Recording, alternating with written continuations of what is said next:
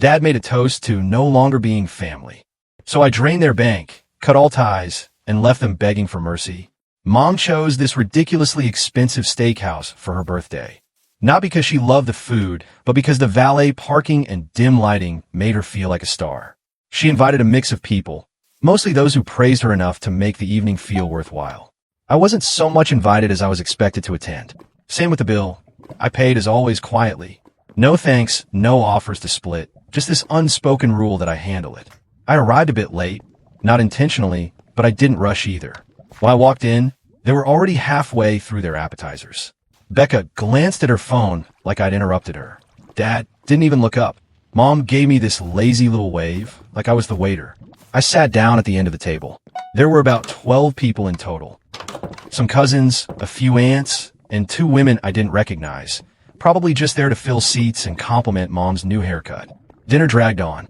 I mostly kept quiet and let them talk at each other.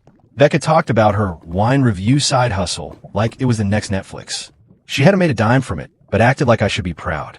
Dad kept making backhanded comments about how some of us work for a living whenever I mentioned anything remotely successful. And Mom just smiled at everyone like she was holding court. Then came the toast. Dad stood up and clinked his glass. The room hushed. He smiled at Mom. At first, I thought it'd be the usual, to my beautiful wife, some inside joke from their college days, something syrupy and boring. But then he said it, to a new beginning. Starting today, we are no longer a family. For a second, I honestly thought it was some weird joke, like he'd follow it with something lame about growing or evolving or whatever. He didn't. People actually started clapping, not loudly, but just enough to make it real. Mine even said, finally, under her breath. I looked at Mom. She didn't look shocked, not confused, just quiet, like this had been planned. I started laughing. I couldn't help it. It came out before I could think, not a full laugh, more like that stupid kind of giggle that slips when something snaps. Then I reached into my jacket pocket, pulled out the keys to the black SUV I bought them last year, and dropped them on the table. Then I guess you won't need this. That got their attention. Dad's smile froze. Mom's hand hovered midair over her wine glass. Becca just blinked. Then I opened my phone, logged into the joint trust account I'd set up for all of them. The one that paid for their mortgage, Becca's apartment, credit cards they somehow maxed out every month, and closed it. Zeroed it out. Done. Their faces drained. It was quiet for the first time all evening. Becca finally spoke. That's it? I nodded. Yeah, that was it. She laughed. Not a ha-ha funny laugh. More like she thought I was playing some sick joke and was waiting for the punchline. About 30 minutes later, she wasn't laughing. I found her near the back of the restaurant, behind one of those curtains they think hides drama. She was screaming in her phone, pacing, yanking at her hair. Then she turned on me, yelling that I couldn't do this, that I didn't understand what I was doing, that I was ruining everything. I didn't say anything. I just left her there. But that was only the start. That night was a line in the sand, and none of them realized just how far I'd already stepped over it. I didn't go back home after the dinner. I didn't even feel like I had a home at that point. Instead, I checked into a hotel downtown. Nothing fancy, just quiet. Clean. I sat at the bar for a few hours with my phone on silent, pretending to care about the sports game flashing across the screen. The kind of game you don't really watch. You just stare at it, because it's easier than thinking. When I finally turned my phone back on, it buzzed like it was alive. 17 missed calls. Becca had tried me 8 times. Mom 4. The rest? Random numbers, probably extended family members who suddenly remembered I existed, now that their golden ticket had vanished. The next morning, I drove to the house. Not their house. Mine. The one I actually lived in. Paid for. They hadn't stepped foot inside in over a year. Not since I stopped hosting Thanksgiving because they kept bringing Tupperware to haul off leftovers like it was a buffet. I made coffee. Turned on the news. Silence. No passive-aggressive phone calls. No snide remarks about not visiting enough. Just peace. Almost unsettling, if I'm honest. Then the doorbell rang. It was Thara. Full makeup. Coat still buttoned up. Holding a pristine little box of pastries like this was just another casual visit on a random Tuesday. She said she just wanted to talk. Said she wasn't taking sides, but that people were calling her. Whispering. Asking what happened. She needed to know the truth. I let her in. Not because I trusted her completely, but because I was genuinely curious. Curious to see how fast the story was already changing. We sat at the kitchen table. She placed the pastries down like it was a peace offering and then just unloaded. Apparently, Dad's announcement wasn't just a dramatic dinner moment. It had been planned for weeks. They had already told a few family members they were cutting the cord. The way they framed it, you'd think I was some kind of manipulative puppet master. Toxic. Controlling. They said I used money to hold them hostage emotionally and financially. That they were finally standing up to me. They spun that toast as a declaration of freedom. What they didn't expect was for me to call their bluff. They thought I'd storm out. Maybe yell. Maybe sulk and beg. They never imagined I'd actually take the car back. Or drain the account. Or just walk away. They didn't believe I could walk away. Anthara said Mom called her crying around midnight. Not because I'd cut them off, but because she couldn't log into one of her travel accounts. She was trying to book a spa weekend to decompress after the dinner. I'd forgotten I still had that one under my name. Oops. For most people, that would have been the end. A clean break. A final boundary. But not them. 2 days later, I got served. At work. A manila envelope. A formal notice. My name, typed coldly across the front. Mom and Dad were suing me for financial abuse of elderly dependents. I almost laughed. Right there in the HR office. I thought it was a prank. A bad one. But no, it was real. The lawsuit said I'd coerced them into financial agreements. That I'd exploited their trust.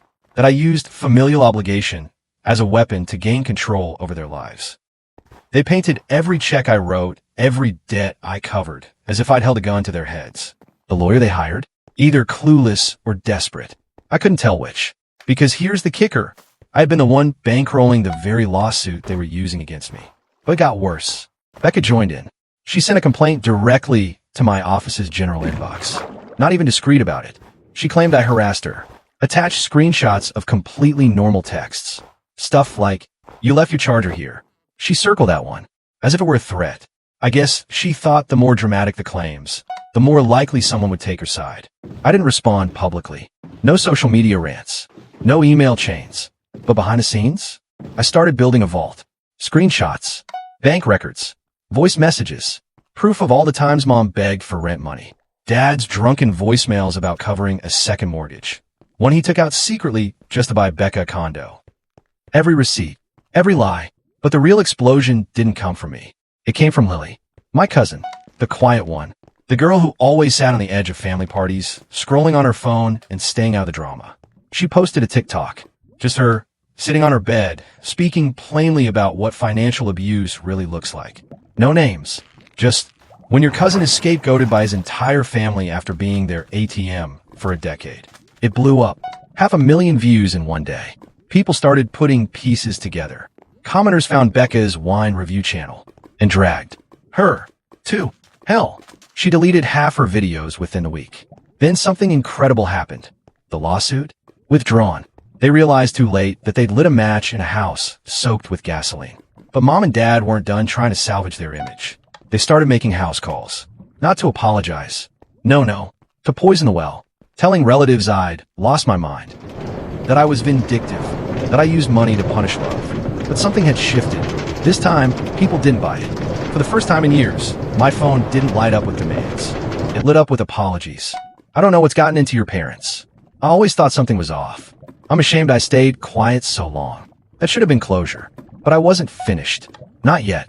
It was strange how quiet everything got after the lawsuit disappeared. Like a storm had passed, but no one believed it was really over. The sky looked clear, but everyone stood around, waiting for thunder. Mom and Dad went silent. Becca vanished from the internet. For a moment, I wondered if maybe, just maybe, they'd finally gotten the message. But I knew better. Their silence wasn't surrender. It was preparation. So I didn't wait.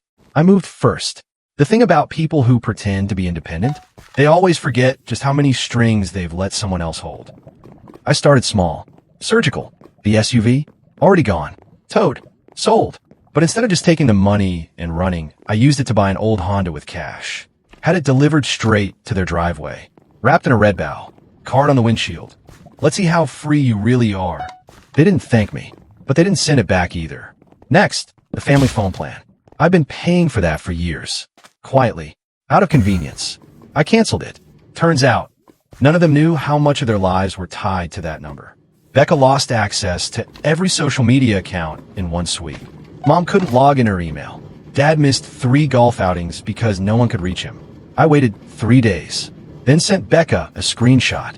A message she'd sent me 2 years ago begging for help setting up her business line because she didn't understand contracts. No caption, no context, just a screenshot. Then came a mortgage. I'd co-signed it years ago. Back when Dad's credit was a punchline and Mom cried about losing the house the kids grew up in. But I wasn't stupid. I had a clause inserted. Quiet. Ironclad. If either party severed familial ties publicly, the agreement could be dissolved. Repayment accelerated. 5 minutes. That's all it took to activate it. Now, they owed the bank the full payoff in 30 days. That's when the real panic hit. Mom called first. I didn't answer. She left a voicemail that started calm, but cracked halfway through. Something about betrayal. Something about forgiveness. I didn't care. Then Dad, he showed up at my office. My assistant called. There's a guy downstairs yelling. Says he's your father. Won't leave. I told her to call security. As they escorted him out, he turned to the camera in the lobby and flipped it off. I clipped that footage.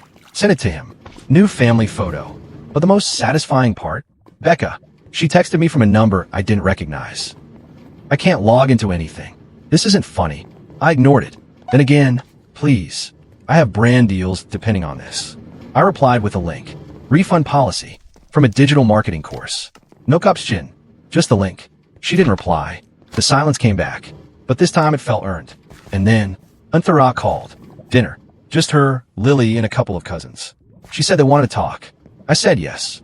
Not because I owed them, but because I was curious. What I got wasn't a meal. It was a revelation. When I showed up to Anthara's dinner, I expected a lot of things. An ambush. A guilt trip. Maybe another attempt to talk some sense into me. What I didn't expect was a scrapbook. Yeah, an actual scrapbook. Old school, thick pages. Tucked with photos, letters, even second-grade drawings I hadn't seen in decades. Anthara placed it on the table. Lily sat beside her, quiet, but holding something in her lap. I flipped through it. A birthday card I made for Grandma. A crumpled note Dad wrote me before my first high school debate. Even a picture of Becca and me at the zoo, back when we were still pretending to like each other. But buried in the middle, that's where the real gift was. Emails, screenshots, messages, all from relatives, conversations they'd had for years. Whispers, warnings, little digital confessions about how out of control Mom had gotten. How Becca bragged about manipulating me. One message from Dad, sent to Uncle Rob 2 years ago, simply said, Jack saw, retirement plan. And at the bottom of the scrapbook was a handwritten note, signed by everyone at the table. Antara, Lily, James, even cousin Rachel from Jersey. It said, we were wrong. We saw it. We didn't say anything. And we're sorry. They weren't trying to fix the past. They knew they couldn't. But for the first time, I wasn't alone in the truth. That should have been enough. That should have been the end. But it wasn't. Because I still had one last move to make. Not to destroy them. Just to make them feel it. I took everything. Every bank record.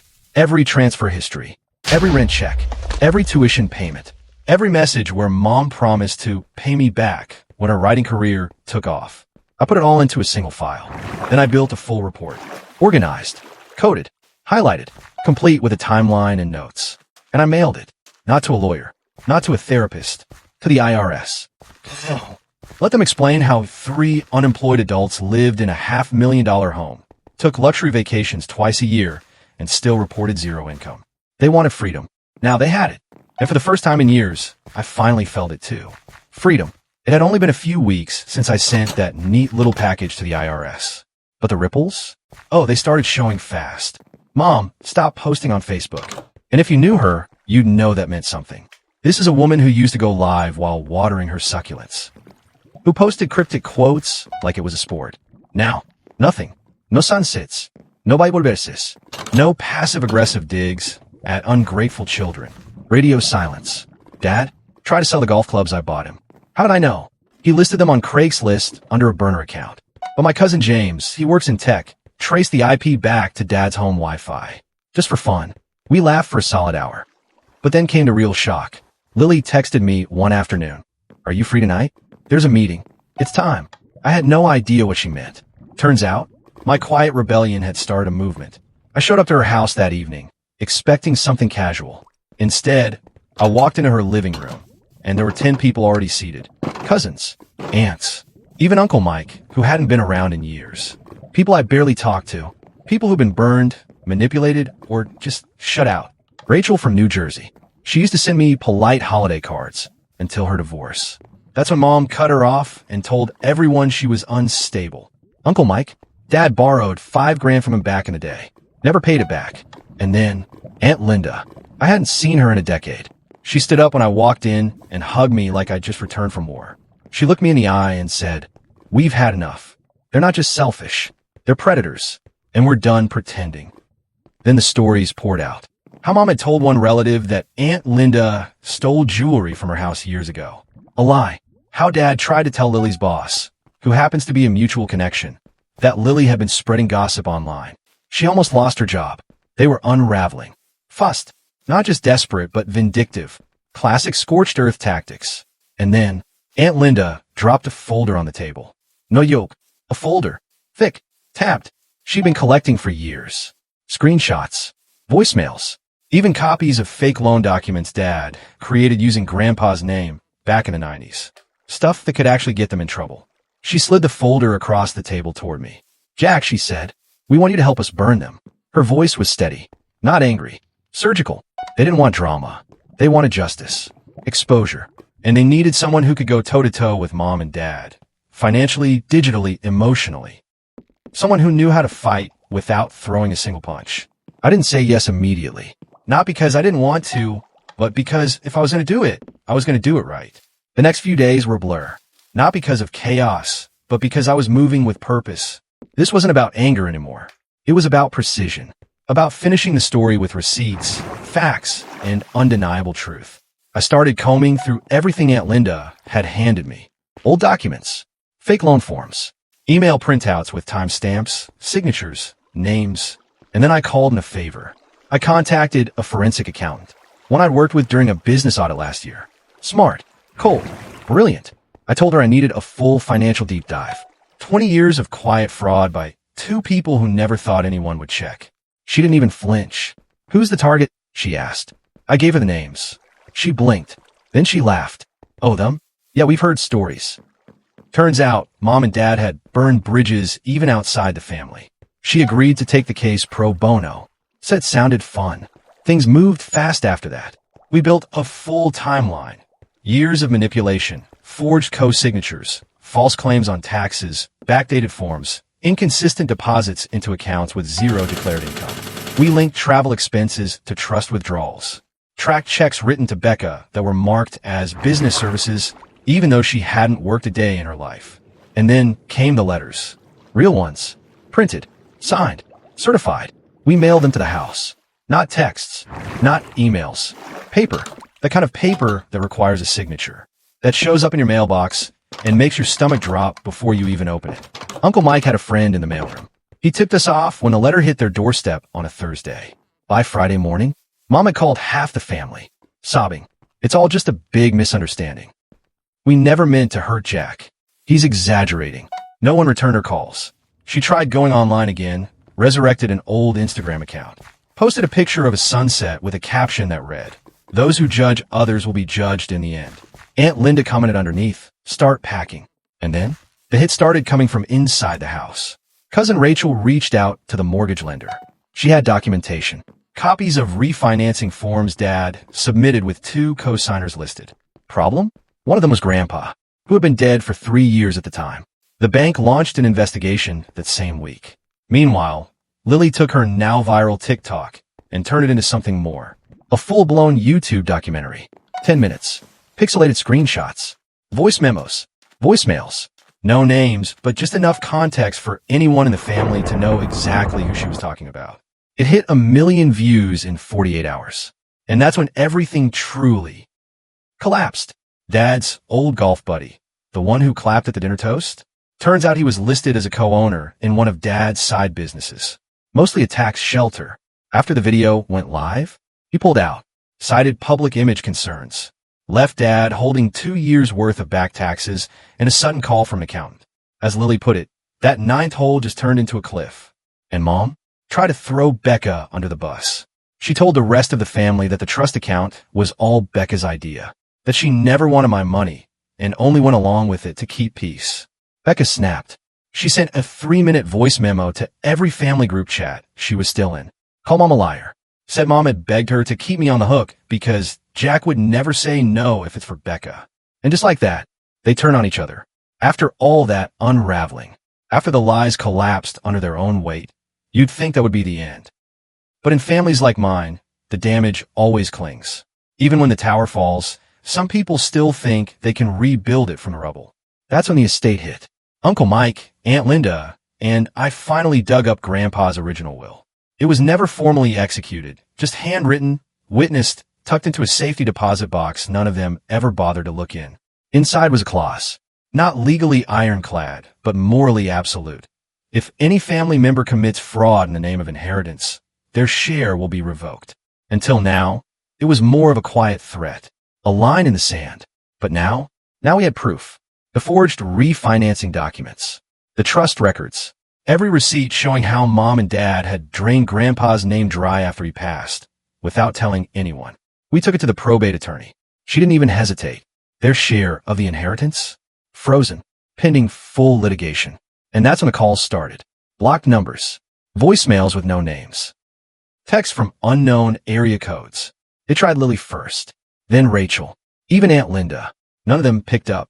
But Dad, he showed up in person. Quiet this time. Not yelling. No security escort. No grand performance. Just a manila envelope, left with the receptionist at my office. Inside, a handwritten letter. 5 pages. Apology after apology. Excuses, breakdowns, a few lines about family pain and misunderstandings. The last page wasn't even finished. Just cut off mid-sentence. But what got me was the check taped to it. $10,000. A refund. The final payment I'd made on their mortgage. No words, just the money. Maybe it was guilt. Maybe it was fear.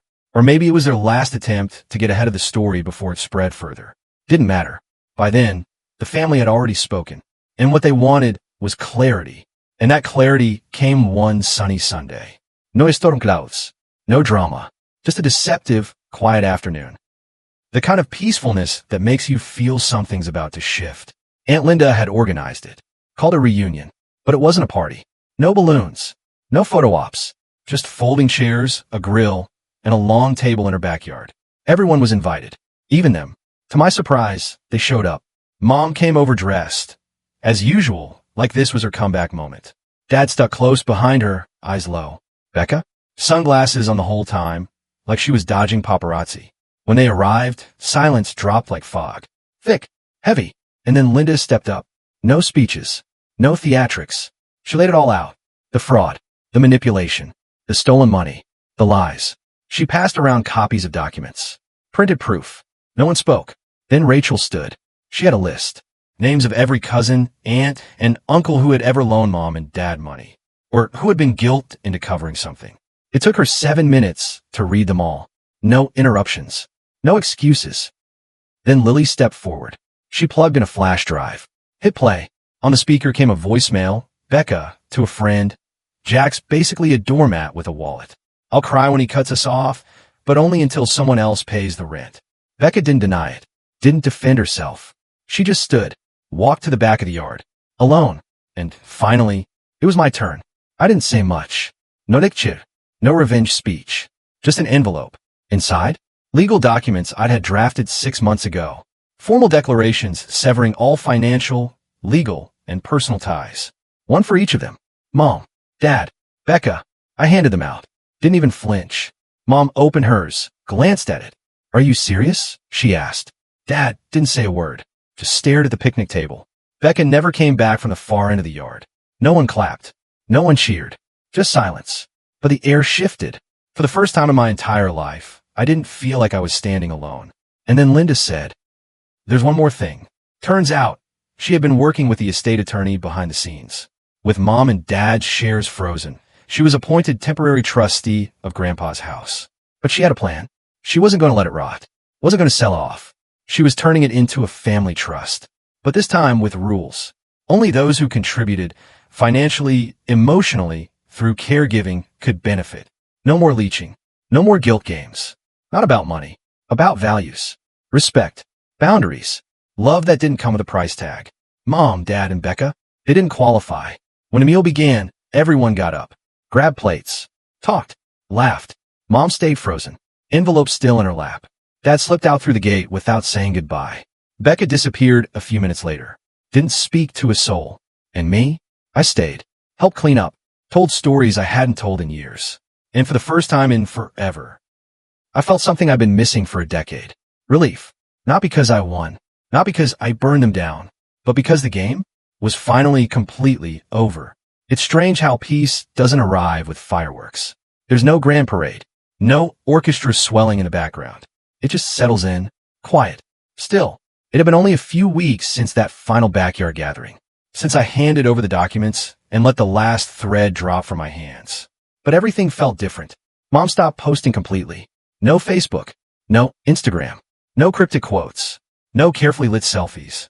The digital presence she once clung to like a crown, gone.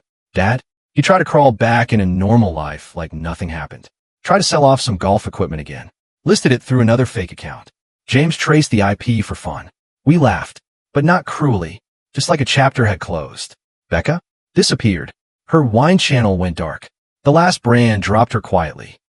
Followers unfollowed. Her inbox, from what I heard, it was filled with screenshots of the voicemail, of the TikTok, of the messages where she laughed at my expense. One brand even demanded a refund, citing reputational damage. She emailed me, said the contract she signed was falling apart, that she needed help. I didn't answer, because by then, I'd already moved on. But the wildest part? That one little act of rebellion, closing the trust account, had sparked something bigger than I ever imagined. Across the family, people started drawing lines. Cousins who once paid for reunions they weren't invited to spoke up. Uncles who loaned money they were shamed into giving sent letters. Aunts who bit their tongues for decades finally bit back. We didn't just take the power back. We rewrote the rules. Grandpa's house, now under the new trust, became something real. A shared space. Not for freeloaders. Not for manipulators. But for people who show up. Lily started hosting monthly dinners. No pressure. No gifts. Just chairs, conversation, and people who brought what they could, whether it was food, stories, or a helping hand. People I hadn't truly known in years became family again. Not because of blood, but because of choice. And as for me, I went home, to the house I actually lived in, sat on my couch, made coffee, and pulled out that final folder. Not the one with evidence, the one with memories, the scrapbook, the birthday cards, the drawings, the letters that came from time before all this got so twisted. I sat with them, not to relive it, not to mourn it, just to remember who I was before I became their wallet, before I became their scapegoat, before I carried guilt like it was a birthright. And then, I let it go, piece by piece. I shredded the fake loan copies, burned the co-signed mortgage pages, boxed up the scraps of promises that were never real. Because closure doesn't come from revenge. It comes from release. And for the first time in my life, I had no more strings attached, no more bills in someone else's name, no more phone plans or trust accounts or gaslighting voicemails. Just peace and the quiet, solid truth that I survived it. Not just the lawsuits, not just the lies, but the loneliness that came from being the only one who saw it all. And now, I'm not alone anymore. We didn't just end a toxic cycle. We broke it, exposed it, and then built something better in its place. We didn't get revenge. We got our family back. Not the one we were born into, the one we chose. If you enjoyed this story, don't forget to hit that like button, share this video with your friends, and subscribe for more real-life family dramas. Let me know in the comments what you think about today's story. Was it fair or totally messed up? See you in the next one.